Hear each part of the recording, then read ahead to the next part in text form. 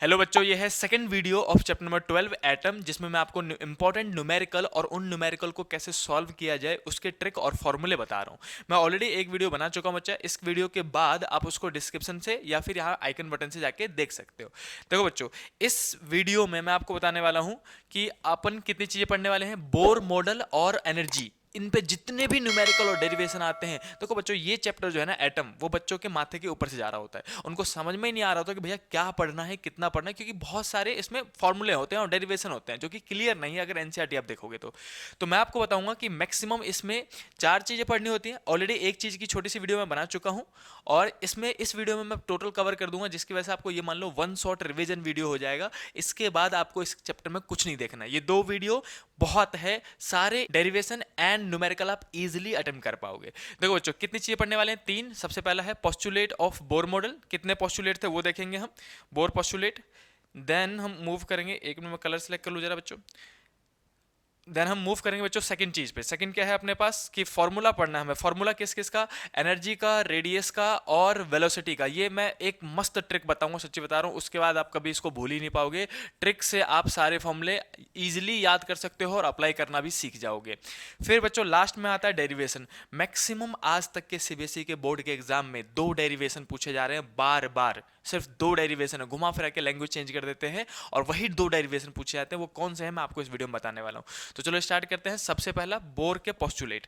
बच्चों ये एनसीईआरटी की ही लाइनिंग है, जो मैंने यहाँ से एनसीईआरटी से ही स्क्रीनशॉट लेके यहाँ पे दिखाया। आपको इतना ही पढ़ना है और इसमें से भी याद कैसे करना है मैं समझा देता हूँ। तो याद करना भी आपके लिए ईजी हो जाएगा। कैसे याद करोगे? एक बार लाइन पढ़ लोगे तो आपको इजीली समझ में आ जाएगा। फॉर एग्जांपल, बोर के मैक्सिमम 3 पोस्टुलेट थे। कितने पोस्टुलेट थे बच्चों? बोर साहब के 3 पोस्टुलेट है और ये 3 पोस्टुलेट आपके याद होने चाहिए अच्छे से। सबसे पहला पोस्टुलेट क्या था बोर का? कि बोर साहब ने कहा था कि जब भी कोई इलेक्ट्रॉन किसी न्यूक्लियस के आसपास घूमेगा तो अगर वो अपने स्टेबल ऑर्बिट में है तो एनर्जी रेडिएट नहीं करेगा। अगर आपको इसकी कहानी पता है कि रदरफोर्ड से स्टार्ट हुआ था, रदरफोर्ड साहब के ड्रॉबैक निकले थे कि क्यों इलेक्ट्रॉन न्यूक्लियस के अंदर नहीं गिर जाते हैं। तो यहाँ पे आके उन्होंने सबसे पहले उसी ड्रॉबैक को क्लियर किया था। उन्होंने कहा था अब याद कितना रखना है? जितना यहाँ पे है उससे ज्यादा याद नहीं रखना। और क्या करो, इतना याद करना पड़ेगा, इजीली याद हो जाएगा। और जरूरी नहीं है कि एग्जैक्ट सेम वर्डिंग लिखो, जरूर कंपलसरी नहीं होता। आप अपनी टूटी फूटी वर्डिंग में भी लिख सकते हो, टूटी फूटी ग्रामर में भी लिख सकते हो, कोई नंबर नहीं करता ग्रामेटिकल मिस्टेक के फिजिक्स में। हाँ, स्पेलिंग मिस्टेक के करते हैं। तो बच्चों अब समझते हैं इनको ताकि आपको इजीली याद हो जाए। बोर का पहला पोस्टुलेट क्या कहता है? An electron in an atom could revolve in a certain stable orbit without emission of radiant energy. यानी कि एक इलेक्ट्रॉन जो है वो एक सर्टेन स्टेबल ऑर्बिट में रिवॉल्व कर सकते हैं बिना किसी एनर्जी को निकाले। ये हो गया पहला पोस्टुलेट। दूसरा पोस्टुलेट इंपॉर्टेंट पोस्टुलेट है, इसी से डेरिवेशन भी आता है। सेकंड पोस्टुलेट क्या कहता है बच्चों? कहां से याद करना है मैं आपको बताता हूं, यहां से, दिस पोस्टुलेट से। तो क्या कह रहा है? This postulate states that electron revolve around the nucleus only in those orbit which angular momentum is some integral multiple of h upon में 2 पाई। मतलब न्यूक्लियस के आसपास, मान लो ये न्यूक्लियस है बच्चा, ठीक? न्यूक्लियस के आसपास कौन रिवॉल्व करता है? इलेक्ट्रॉन। तो अगर इलेक्ट्रॉन रिवॉल्व कर रहा है, ऐसे करके इलेक्ट्रॉन रिवॉल्व कर रहा है, तो वो सिर्फ उन ऑर्बिट्स में, उन सर्कुलर गोलों में घूम सकता है जिसका एंगुलर मोमेंटम h अपॉन में 2 पाई का मल्टीपल हो, या फिर ऐसे लिख सकते हो कि एंगुलर मोमेंटम L मतलब एंगुलर मोमेंटम है। एंगुलर मोमेंटम का फॉर्मूला NH अपॉन में 2 पाई। अब n की वैल्यू 1 अगर पहले ऑर्बिट में घूम रहा है तो n की वैल्यू 2 अगर दूसरे ऑर्बिट में घूम रहा है तो, है ना? तो सेकंड पोस्टुलेट याद जरूर लिखना कि एंगुलर मोमेंटम का फॉर्मूला NH अपॉन में 2 पाई दिया था किसने? बोर के सेकंड पोस्टुलेट ने। थर्ड पोस्टुलेट क्या कहता है? थर्ड पोस्टुलेट कहता है कि अगर इलेक्ट्रॉन किसी और ऑर्बिट में, मान लो इस वाले ऑर्बिट में है यहां पे, ठीक? तो और एक ऑर्बिट में से दूसरे ऑर्बिट में छलांग मारा जा सकता है। इलेक्ट्रॉन जो है वो एक ऑर्बिट में से दूसरे ऑर्बिट में छलांग या फिर ट्रांजिशन कर सकता है। जब वो एक ऑर्बिट से दूसरे ऑर्बिट में आ रहा होगा तो उसको एक फोटोन रिलीज करना पड़ेगा। क्या रिलीज करना पड़ेगा? फोटोन। ये फोटोन है। फोटोन मतलब बच्चा एनर्जी होता है ना, एनर्जी पैकेट्स कहते हैं। तो इस फोटोन की जो एनर्जी है वो दी जाएगी ऐसे करके, initial energy minus final energy. तो फोटोन की एनर्जी E इजकल टू में मैं लिख सकता हूं इनिशियल एनर्जी जब वो जिस ऑर्बिट में था उसकी एनर्जी माइनस E फाइनल। और इसी एनर्जी को, फोटोन की एनर्जी को एच न्यू से खोल के एनसीईआरटी ने E initial minus E final ऐसे करके लिखा हुआ, ये फाइनल है। तो इतने पोस्टुलेट आपको पता होने चाहिए। तीनों की राम कहानी अगर मैं शॉर्ट में समझाऊं तो पहला उन्होंने क्या कहा था कि हर एक इलेक्ट्रॉन स्टेबल ऑर्बिट में बिना कोई एनर्जी रिलीज किए आराम से घूम सकता है। अगर वो स्टेबल ऑर्बिट में घूम रहा है तो कोई एनर्जी रेडिएट नहीं करेगा। दूसरा क्या कहता है कि स्टेबल ऑर्बिट किसको कहोगे, जिसका एंगुलर मोमेंटम h अपॉन में 2 पाई का मल्टीपल हो, यानी कि एंगुलर मोमेंटम अगर h अपॉन में 2 पाई का मल्टीपल यानी कि n टाइम्स है, nh अपॉन में 2 पाई है, तो उसी ऑर्बिट में वो बिना एनर्जी रेडिएट किए घूम सकता है।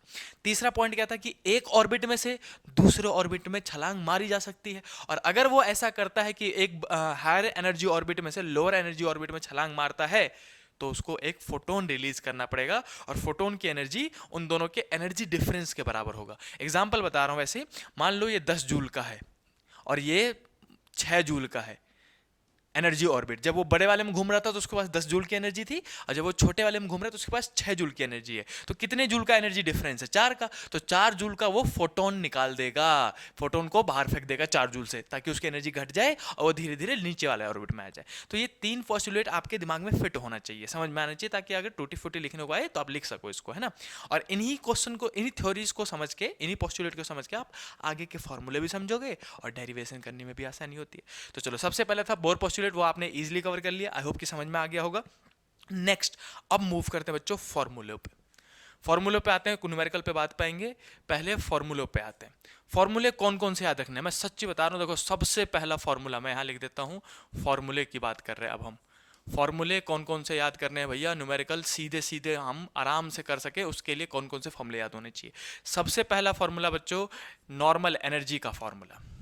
एनर्जी का फॉर्मूला कौन कौन सा हो सकता है बच्चों, एनर्जी का फॉर्मूला आपने बचपन से पढ़ा है, E इज इक्वल टू में एच न्यू और एच सी बाई लेमडा लिख दिया यहाँ पे। तो ये वाला फॉर्मूला बच्चों सदाबहार फॉर्मूला है, ये आता ही आता है, कभी वेवलेंथ पूछ लेंगे, कभी कुछ पूछ लेंगे। इसी फॉर्मूले को अगर एक एनर्जी दे रखी है तो आप एच सी बाई लेमडा लगा के वेवलेंथ निकालोगे। वो बार बार पूछेंगे कि वो सेकंड स्टेट में घूम रहा है जिसमें एनर्जी इतनी है, तो बताओ वेवलेंथ कितना होगा। तो इस टाइप के सवाल आते हैं। कई बार वो कहते हैं कि नहीं नहीं, वो थर्ड एक्साइटेड स्टेट से या फिर सेकंड एक्साइटेड स्टेट से ग्राउंड स्टेट में जा रहा है, तो बताओ वेवलेंथ कितना आएगा। तो वेवलेंथ के लिए तो वही एच सी बाई लेमडा खोलना है, लेकिन इस बार एनर्जी डिफरेंस लेना है। यहाँ पे मान लो ई इनिशियल एनर्जी है, यहाँ पे ग्राउंड स्टेट में फाइनल होगी, तो अब क्या करोगे आप, delta E change in energy को एच सी बाई लेमडा लिखोगे। डेल्टा ई कैसे निकालोगे, initial energy minus final energy is equal to में एच सी बाई लेमडा, ये पुट करोगे। ये वाला कॉन्सेप्ट भी आपको पता होना चाहिए एनर्जी में। तो बच्चों ये फेमस टॉपिक्स हैं जिसपे न्यूमेरिकल आते ही आते हैं, इस चैप्टर में बच्चों कंफ्यूज हो जाते हैं। पहला क्या था कि अगर सिंगल एनर्जी गिवन हो तो एच सी बाई लेमडा लगा दूं। दूसरा, अगर एक स्टेट से दूसरे स्टेट में जा रहा हो तो delta E is equal to h c by lambda लगा दो। एक फॉर्मूला और है इसी में कई बार अगर को कहते हैं कि सिर्फ वेवलेंथ निकालो, तो आपको या तो यहाँ से निकाल दो, और या नहीं तो आप सीधे सीधे 1 बाई लेमडा का वेवलेंथ निकालने के लिए, ये सिर्फ वेवलेंथ के लिए है, ये यहाँ से एनर्जी भी निकल सकती है, लेकिन यहाँ से हम सिर्फ वेवलेंथ निकालेंगे।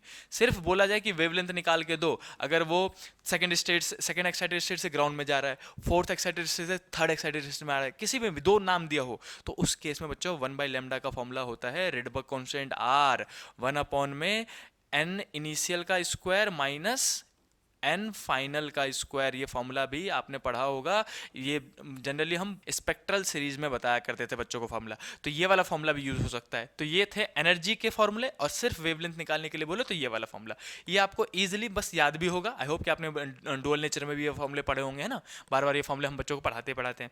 एनर्जी के बाद बच्चों जो फॉर्मूला याद रखना है वो मैंने आपको बताया था रेडियस का और वेलोसिटी का। तो बच्चों उस फॉर्मूले को याद करने के लिए जो बिल्कुल, तो बोर्ड साहब के भी ड्रॉबैक निकल गए थे ना, तो आप चाहते हो कि बिल्कुल सही वाले फॉर्मूले लिखूं, सही वाले फॉर्मूले याद करूं, तो मैं आपको एक ट्रिक बताता हूं। मैं यही ट्रिक बता दूं आपको, देखो यहीं पे एक ट्रिक बता देता हूं, नहीं तो नेक्स्ट पेज पे बताता हूं बच्चों। नेक्स्ट पेज पे हम ट्रिक बताएंगे। दाजो ट्रिक वाले फॉर्मूले कौन कौन से हैं, ट्रिक वाले फॉर्मूले बच्चों जो कि आपको इजीली ये सारे फॉर्मूले याद करा देगा। किसके, बोर साहब के, बोर के या फिर एटम के, किसी भी एटम जो अपने पास चैप्टर है, चैप्टर नंबर 12 एटम, उस चैप्टर नंबर 12 एटम का जो फाइनल फॉर्मूला होते हैं बोर साहब के, वो आप एक चुटकियों में याद कर लोगे इस ट्रिक की मदद से। ट्रिक क्या अप्लाई करना है, आपको एक नाम याद रखना है जो कि है एरविन, ERVIN, एरविन। एरविन था एक आदमी जिसको मिले थे 2 जिन, एक जिन नहीं, दो जिन मिले। अरे वही चिराग वाला, अलादीन वाला जिन। तो एक एरविन था, एक बंदा, जिसको मिले दो दो जिन। भाई साहब बताओ, 6 विशेष हो गई उसकी तो, है ना। लेकिन इसके जो जिन निकलते थे वो किस्तों में देते थे।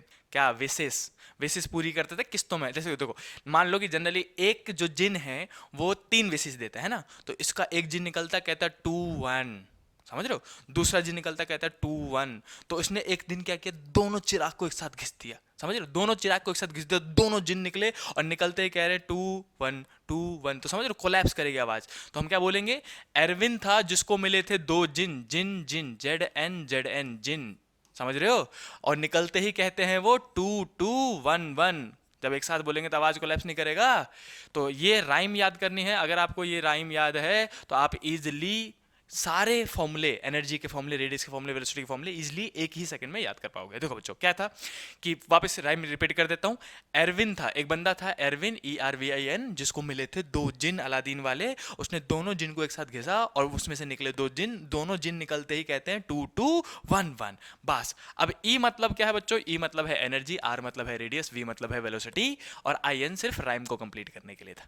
तो अगर मैं बोलूं कि बच्चों एनर्जी का फॉर्मूला लिखो, एनर्जी का, ई का, तो एनर्जी का फॉर्मूला आपको नंबर याद रखना पड़ेगा। नंबर क्या है, माइनस का 2.18 इंटू 10⁻⁻18, ये नंबर याद रखना है। और उसके नीचे वाला z और वो उसकी पावर मल्टीप्लाई में जाएगा, z का स्क्वायर, और उसके बगल वाला n और उसकी पावर जाएगा डिवाइड में, n का स्क्वायर। ये किस में निकला बच्चों, जूल में।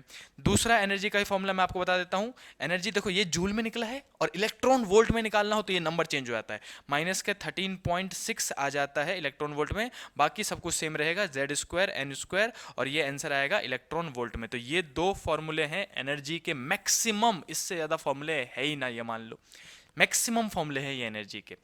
उसके बाद मैंने क्या बोला था कि एनर्जी के दो फॉर्मूले पढ़ने के बाद, बोर पोस्टुलेट में एनर्जी के दो ही फॉर्मूले थे ये वाले। अब उसके बाद आप पढ़ोगे रेडियस का फॉर्मूला।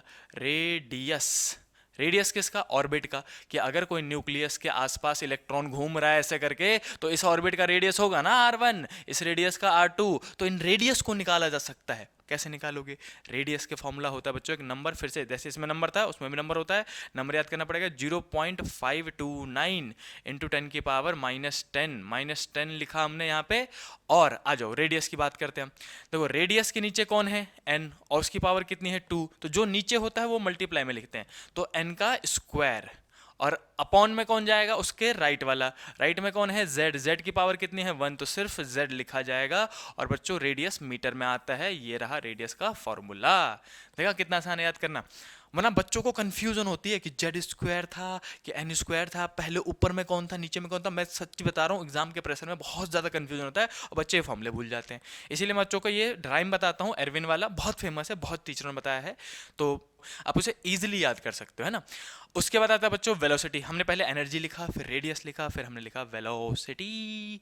वेलोसिटी की अगर हम बात करते हैं बच्चों, तो वेलोसिटी में भी एक नंबर याद करना पड़ता है, दैट इज 2.18 इंटू 10 की पावर, सिर्फ 8 लिखोगे। सिर्फ 8 मतलब देखो 2.18 इंटू की पावर -18 था, यही नंबर 18 वाला उठा के यहाँ डाल दिया था, और यहाँ पे सिर्फ प्लस का 8 आता है। वेलोसिटी प्लस में होती है, ऐसे करके याद रखना, पॉजिटिव होती है ना। अब उसकी पावर देख लेते हैं। वेलोसिटी के नीचे कौन था, वो है z, और z की पावर कितनी है बच्चों 1, तो z लिख देंगे मल्टीप्लाई में। उसके राइट साइड में कौन है n, n की पावर कितनी है 1, तो नीचे में हम लिख देंगे बच्चा n, और वेलोसिटी आती है मीटर पर सेकेंड में। ये रहा वेलोसिटी का फॉर्मूला। ये मैक्सिमम फॉर्मूले हैं बच्चों जो कि आपको याद रखने हैं बोर पोस्टुलेट में। तो मैंने अभी आपको फॉर्मूला क्या क्या बताया, फॉर्मूले में मैंने पहले आपको ये कॉमन फॉर्मूले याद दिलाए, पुराने वाले फॉर्मूलेस। उसके बाद बच्चा आपको ये वाले एरविन वाले फॉर्मूले याद रखने हैं, बस इतना formula is much more enough इस चैप्टर में। इसके अलावा और कोई फॉर्मूला नहीं है जिसमें न्यूमेरिकल आ सकता है, मैं सीधे सीधे बता रहा हूँ। घुमा फिरा के इसी पे घुमाएंगे क्वेश्चन को बार बार। और जेड मतलब क्या होता है ये बता दे रहा हूँ, कई बच्चों जेड कंफ्यूज हो जाओ। एन मतलब होता है नंबर ऑफ ऑर्बिट, किस ऑर्बिट में घूम रहा है। और दूसरा जेड मतलब क्या होता है कि एटॉमिक नंबर कितना है, जैसे हाइड्रोजन तो एटॉमिक नंबर कितना लोगे 1, और हीलियम बोल दूँ तो कितना लोगे 2, लिथियम बोल दूँ तो 3, ऑक्सीजन बोल दूँ तो 8, ऐसे करके ना जो भी एलिमेंट बोल रखा हो उसका ही एटॉमिक नंबर लेना है। z मतलब एटॉमिक नंबर है, मैं यहाँ लिख देता हूँ, z मतलब बच्चा एटॉमिक नंबर है। और n मतलब है नंबर ऑफ ऑर्बिट, किस ऑर्बिट की बात कर रहे हैं। एक चीज़ और बताना चाहूँगा बच्चों ताकि आपको न्यूमेरिकल कभी ना फंसे, देखो न एन लेने में बच्चे गलती करते हैं। एन मतलब क्या था, नंबर ऑफ ऑर्बिट ना, नंबर ऑफ ऑर्बिट। अब इसको लेने में गलती कैसे करते हैं, क्योंकि वो हमेशा ग्राउंड स्टेट, एक्साइटेड स्टेट इस तौर पे बात करते हैं। तो अगर आपको बोला जाए कि ग्राउंड स्टेट है, मैं लिख रहा हूँ जीएस, जीएस मतलब समझ जाना ग्राउंड स्टेट है, ग्राउंड स्टेट बोला जाए तो बच्चा एन की वैल्यू 1 होती है। वो बोलेंगे फिर first excited state, first excited state, ES मतलब excited state, first excited state बोले तो बच्चा एन की वैल्यू होती है 2। अगर बोले सेकंड एक्साइटेड स्टेट तो बच्चा एन की वैल्यू होती है 3। तो बच्चे यहाँ पे भी कंफ्यूज हो रहे होते हैं। मान लो एक और ले लेते हैं, थर्ड एक्साइटेड स्टेट बोले तो एन की वैल्यू कितनी लोगे, 4। तो ऐसे करके याद रखो, वो क्वेश्चन में बोलेंगे कि थर्ड एक्साइटेड स्टेट है तो बच्चे एन 3 ले लेते हैं, वहां गलती करते हैं। भाई साहब थर्ड एक्साइटेड स्टेट मतलब एन 4 लोगे, एक ज्यादा लेना पड़ता है एक्साइटेड स्टेट में। बोले सेकंड एक्साइटेड स्टेट है तो एक ज्यादा, एन की वैल्यू 3। वो बोले फर्स्ट एक्साइटेड स्टेट है तो एक ज्यादा, फर्स्ट की जगह में 2। ग्राउंड बोले तो 1 लेना होता है। तो ये वाला ट्रिक भी याद रखना कि एन कितना लेना है बस। तो मैक्सिमम फॉर्मूला था ये। अब चलो बच्चों मूव करते हैं न्यूमेरिकल पे, और ऐसे ही मैं आपको ट्रिक वाली चीजें और न्यूमेरिकल बताता रहूंगा, जिससे आपके कैलकुलस न्यूमेरिकल करने की स्पीड भी इंक्रीज हो जाएगी। और अगर बोर्ड के न्यूमेरिकल में डर लग रहा है, आप सीधे कमेंट करते रहो, चैप्टर का नाम बताओ, टॉपिक का नाम बताओ, मैं वीडियो बनाऊंगा आपके लिए। और भी कोई दिक्कत आएगी तो हम हैं आपकी हेल्प करने के लिए पूरे एग्जाम तक। ठीक है बच्चों, देखो अब क्वेश्चन पे आते हैं बच्चा। सबसे पहले न्यूमेरिकल है कि the ground state energy of the hydrogen atom is minus का 13.6 इलेक्ट्रॉन वोल्ट। ये आप याद भी कर सकते हो। और मैं यहीं पे एक चीज बता देता हूँ बच्चा, इलेक्ट्रॉन वोल्ट को जूल में कन्वर्ट करने के लिए 1.6 इंटू 10⁻⁻19 चार्ज ऑफ इलेक्ट्रॉन से मल्टीप्लाई कर दिया करो बस। आगे पढ़ते हैं कि ठीक है भाई, हमें ग्राउंड स्टेट में एनर्जी दे रखा है, but is the kinetic energy of electron in second excited state. देखा अभी बताया था ये ट्रिक मैंने कि सेकेंड एक्साइटेड स्टेट मतलब एन की वैल्यू बताओ बच्चों जल्दी से, एक ज्यादा, एन की वैल्यू लेनी होती है 3, है ना। और दूसरा सवाल बाद में पढ़ेंगे, पहले पहले का आंसर करते हैं। ठीक, देखो अगर मैं कहूं बच्चों कि पहले का आंसर करा जाए, पहले का आंसर मैं कलर चेंज कर लूँ, 1 मिनट बस। देखो आंसर करेंगे हम, आंसर नंबर 1। आंसर नंबर 1 में मेरे से क्या पूछा गया है, काइनेटिक एनर्जी पूछी गई है। तो पहले तो हम लिखेंगे कि हमें एनर्जी गिवन है। ये जो गिवन होती है बच्चा, ये टोटल एनर्जी होती है। कौन सी एनर्जी होती है, टोटल एनर्जी। तो total energy of ground state कितना दे रखा है, माइनस के 13.6 EV। अब मुझसे पूछा है कि एन की वैल्यू अगर 3 यानी कि सेकेंड एक्साइटेड स्टेट है, सेकेंड एक्साइटेड स्टेट मैं ऐसे करके लिख दूंगा, सेकेंड एक्साइटेड स्टेट, तो उस केस में बताओ कि काइनेटिक एनर्जी कितनी होगी। तो पहले तो मैं टोटल एनर्जी निकालूंगा। टोटल एनर्जी का फॉर्मूला अभी मैंने बताया था आपको, देखो टोटल एनर्जी का फॉर्मूला क्या था, माइनस के 13.6 Z square by N square, और Z square by N square इसमें हाइड्रोजन एटम मेंशन कर रखा है, तो मैं लिखूंगा माइनस के 13.6 Z square by N square, electron volt में ही निकाल रहे हैं हम। अब सिंस हाइड्रोजन एटम है तो जेड की वैल्यू हो जाएगी 1, एन की वैल्यू हमें दे रखा है, एन की वैल्यू हमें 3 उठानी है बच्चों, है ना, क्योंकि सेकंड एक्साइटेड स्टेट था।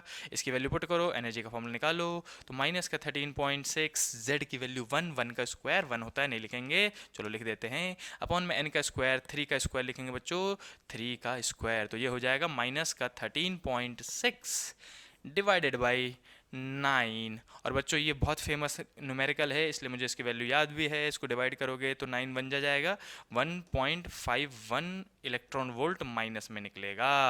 तो ये हो गया टोटल एनर्जी। कौन है ये, टोटल एनर्जी है ये। मैं लिख देता हूं, total energy in second excited state is minus का 1.51 इंटू 10 की पावर कुछ नहीं, एनर्जी, टोटल एनर्जी है ये।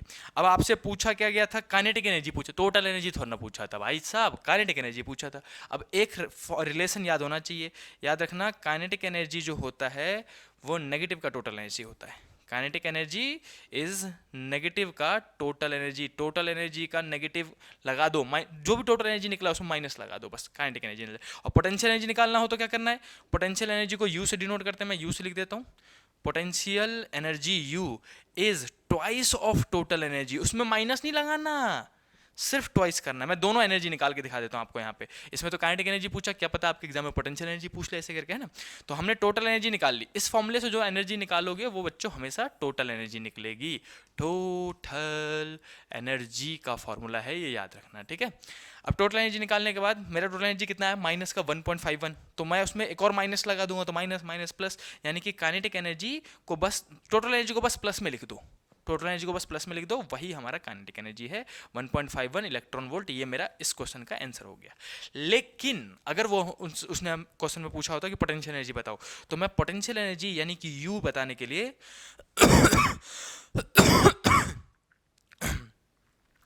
यू बताने के लिए जस्ट डबल कर देता किसका, टोटल एनर्जी का। जो टोटल एनर्जी निकला है तो माइनस में, तो माइनस में ही होता, पोटेंशियल एनर्जी और टोटल एनर्जी माइनस में ही होता है, याद रखना। काइनेटिक एनर्जी प्लस में होता है बस।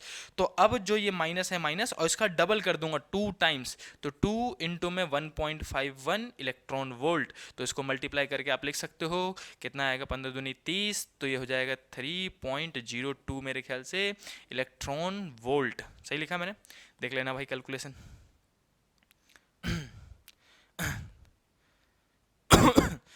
देख लेना भाई कैलकुलेशन, एंड माइनस साइन भी आएगा, माइनस भी लगा देना है ना।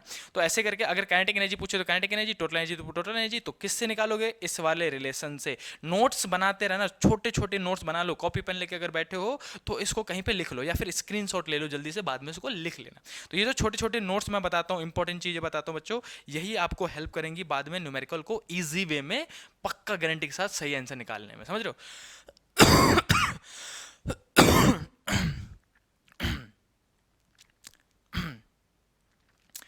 समझ रहे हो, समझ रहे हो।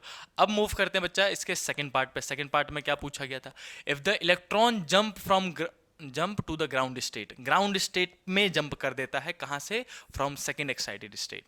लो क्वेश्चन को आसान कर दिया। क्या पूछा है, कैलकुलेट द वेवलेंथ। देखो सिर्फ मैंने बताया था आपको, सिर्फ वेवलेंथ पूछा जाए, लास्ट टू लास्ट पेज पे चलते हैं। देखो ये वाला फॉर्मूला, वेवलेंथ पूछा जाए तो आप ये वाला फॉर्मूला लगा सकते हो, कब, जब आपको 2 n की वैल्यूज गिवन हो, राइट। तो मैं ये वाला फॉर्मूला लगाने जा रहा हूँ, क्योंकि बच्चों मुझे n की वैल्यूज दिख गई। मैंने आपको बताया था कि ग्राउंड स्टेट मतलब होता है n की वैल्यू 1, और एक्साइटेड स्टेट मतलब होता है n की वैल्यू, सेकंड एक्साइटेड स्टेट है तो एक ज़्यादा लेंगे एक्साइटेड के केस में, तो 3, तो एक n1 भी मिल गया, n2 भी मिल गया। अब उसी फॉर्मूले का इस्तेमाल कर दो, जहां पे आप लिखोगे कि 1/λ इक्वल टू में r, मतलब रीड बैक कॉन्स्टेंट। अगर कोई कॉन्स्टेंट की वैल्यू भूल जाओ या फिर याद ना आ रहा हो, तो अपने पेपर के, क्वेश्चन पेपर के पहले पेज पे आ जाना, सारे कॉन्स्टेंट लिखे होते हैं वहाँ पे। तो 1 में n1 का स्क्वायर माइनस 1 में n2 का स्क्वायर, ऐसा करके हम सॉल्व कर देंगे और आंसर निकाल देंगे। 1/λ का 1/λ बच्चों, रेडवर्क कांस्टेंट जो है वो 1.01 इंटू 10 की पावर 7 होता है। तो कई बार 1.01 ले भी सकते हैं, नहीं तो आप डायरेक्टली 10 की पावर 7 भी ले सकते हो, कोई दिक्कत नहीं है। 1 में n1 का स्क्वायर ग्राउंड स्टेट है, 1 में 1 का स्क्वायर माइनस 1 में 3 का स्क्वायर। बच्चों 1/λ इक्वल टू में 10 की पावर 7। बच्चों को कंफ्यूजन आती है, पहले ये सॉल्व होता है, इसको पहले ब्रैकेट को सॉल्व कर लिया करो, 1/1 माइनस 1/9 हो जाएगा, और एलसीएम लोगे तो ये आ जाएगा 9 माइनस 1/9। एलसीएम ले लेना, 10 की पावर 7 1/λ, और 9 माइनस 1 8 होगा, तो 8/9 इंटू 10 की पावर 7, यहाँ लिख देता हूँ 10 की पावर 7, ये वाला पीछे लिख दिया मैंने। 10 की पावर 7 लिखने के बाद इसको मिटा दो। अब आप क्या करोगे, इक्वल टू में 1/λ है, ये भी बच्चे भूलते हैं भाई, 1/λ है, इसको उल्टा करना पड़ेगा, रेसिप्रोकल है ना, तभी जाके लिखने का लैम्डा। तो रेसिप्रोकल करोगे तो लैम्डा इक्वल टू में आएगा 9 ऊपर, तो 9/8 इंटू 10 की पावर, अब नीचे जाते ही ये -7 हो जाएगा ऊपर जाके, है ना। तो रेसिप्रोकल करने पे 10 की पावर -7, इसको डिवाइड कर देना, ये 1 पॉइंट समथिंग आएगा बच्चों, 1.1 इंटू 10 की पावर -7। आंसर यूनिट में लिखोगे मीटर। तो ऐसे करके आप फॉर्मूला का आंसर लगा सकते हो, मतलब फॉर्मूले की मदद से आंसर निकाल सकते हो भाई। और ये क्वेश्चन अगर आया तो मोस्ट प्रोबेबली 3 नंबर में आना चाहिए इसको, और नहीं तो कम से कम 2 नंबर में। 3 नंबर का न्यूमेरिकल तो बनता है ये। तो वही फॉर्मूले मैंने आपको बताए, समझ रहे हो। अगर एक चीज़ और बताते रहो बच्चों, अगर आपने इसको अपने से लिख लिख के प्रैक्टिस किया, इस क्वेश्चन को आपने समझ लिया ना, अब चाहो तो आप इसको स्क्रीन को पॉज करो और खुद से एक बार करके देखो कि क्या आप सेम आंसर निकाल पा रहे हो, क्या आपको ये वाला कॉन्सेप्ट रिकॉल हो रहा है। एक बार लिखोगे बच्चों तो जाके एग्जाम में मतलब सही करके आने के चांसेस बढ़ जाते हैं, प्रोबेबिलिटी बढ़ जाती है। चलो मूव करते हैं बच्चा नेक्स्ट क्वेश्चन पे। नेक्स्ट क्वेश्चन, ये 2 क्वेश्चन मैंने एक साथ लिया है क्योंकि सिमिलर क्वेश्चन है बच्चों, वर्डिंग बदल दी गई है, आपको तुरंत समझ में आ जाएगा। जिसमें पहला क्वेश्चन कह रहा है बच्चों कि अब 12.5 इलेक्ट्रॉन वोल्ट, ईवी मतलब इलेक्ट्रॉन वोल्ट है ना, और 12.5 electron volt beam of light, ये क्या दे रखा है, एनर्जी दे रखी है। याद रखना, इलेक्ट्रॉन वोल्ट या फिर जूल दे रखा हो तो एनर्जी होती है। Beam of light is use to excited a gaseous of hydrogen atom, Z की वैल्यू 1 लेना है। और उसके बाद कह रहा है at room temperature determine the wavelength and corresponding series line emitted. पहले तो कह रहा है वेवलेंथ निकाल दो भाई, वेवलेंथ निकाल दो। वेवलेंथ कहाँ, एनर्जी दे रखी है और वेवलेंथ पूछा है, क्या दे रखी है, एनर्जी, और क्या पूछा है, वेवलेंथ। सीधे सीधे अगर आप गिवन लिखते हो तो गिवन के बाद आप लिखोगे पहले तो एनर्जी। एनर्जी कितना है बच्चा, 12.5 इलेक्ट्रॉन वोल्ट। मैं कहूँगा यहीं जूल में कन्वर्ट कर दो, यहीं कर दो उसको जूल में कन्वर्ट। कैसे करते हैं बच्चा, 12.5 इंटू 10 की मतलब 12.5 जो भी नंबर दे रखा हो उसको चार्ज ऑफ इलेक्ट्रॉन 1.6 इंटू 10 की पावर -19 से मल्टीप्लाई कर दिया करो, ये जूल में कन्वर्ट हो जाता है। क्या करो कि भैया करना जरूरी था क्या, हाँ बच्चों करना जरूरी था, क्योंकि वेवलेंथ निकालोगे, वेवलेंथ आपको चाहिए मीटर में, दूरी होती है वो, तो मीटर ऐसा यूनिट में लाने के लिए आपको भी इसको जूल में लाना पड़ेगा। और अगर कोई और क्वेश्चन हो तो उसमें नहीं निकालना पड़ता, हम इलेक्ट्रॉन वोल्ट में आंसर छोड़ते हैं, यहाँ पे निकालना पड़ेगा।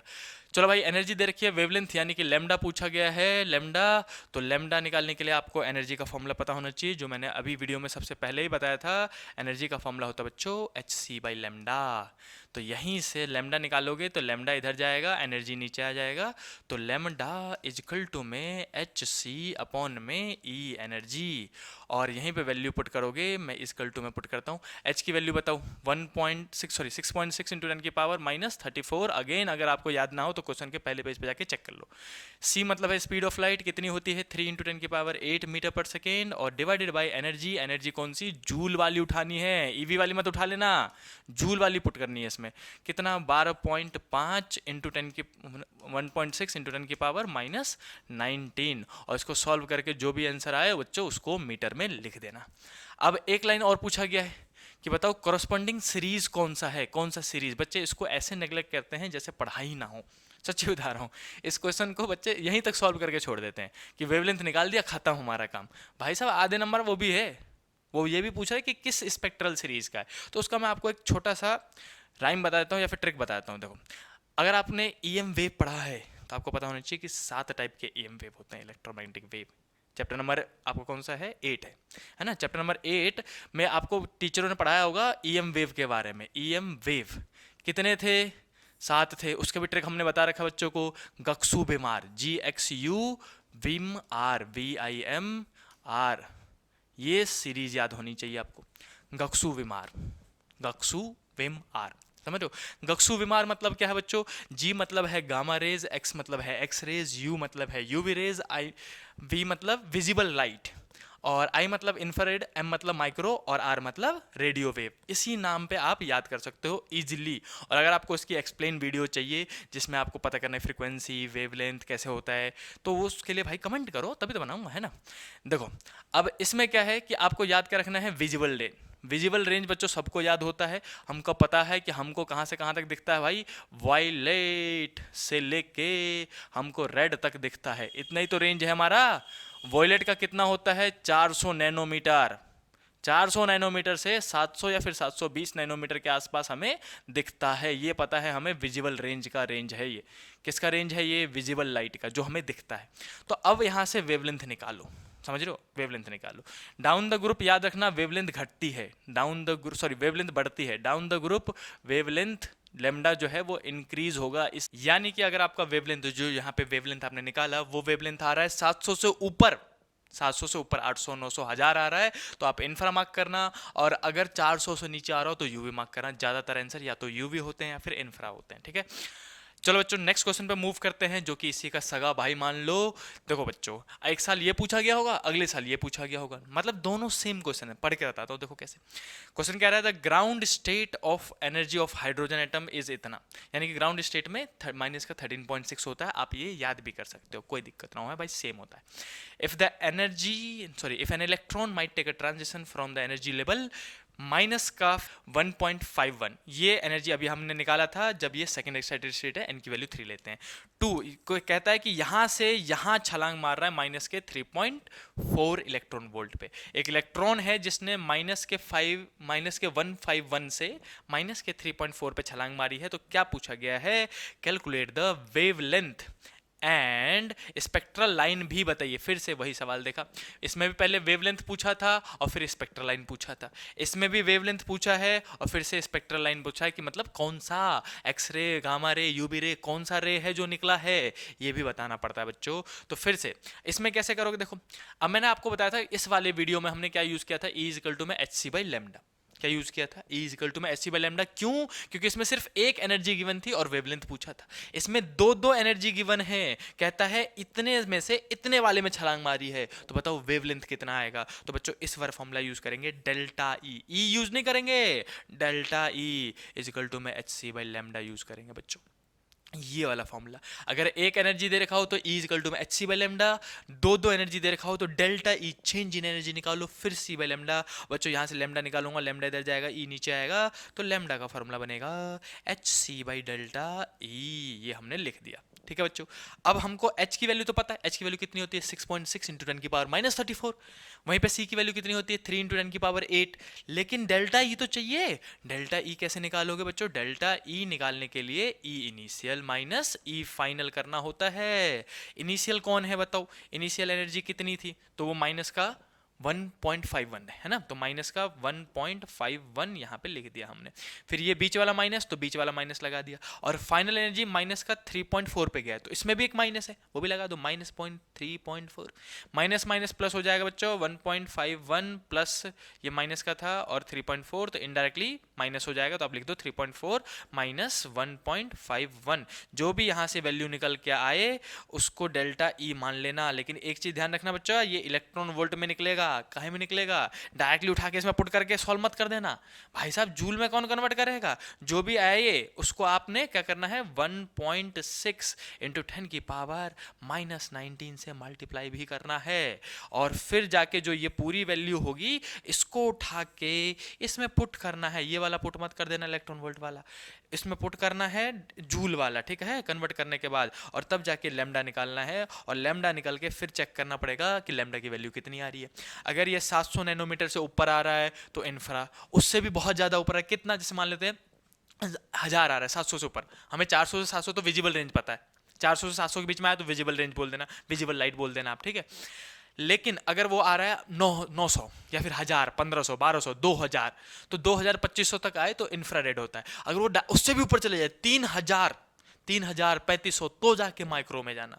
और इकलौता रेडियो वेव ऐसा है जिसका बदतमीज इतना बड़ा वेवलेंथ होता है कि वो मीटर्स में आ जाते हैं, जैसे 0.005 मीटर, ऐसा लिखा हो ना, wavelength is equal to 0.005 metre, wavelength is equal to में 0.005 मीटर, जहां मीटर में आ जाए, या फिर 0.003 मीटर ऐसा करके कुछ लिखा हो, तो ये मीटर वाले पक्का है कि रेडियो के ही होते हैं भाई साहब, बाकी सबके तो माइक्रो नैनो में ही निपट जाते हैं। समझ में आया सबको इतना?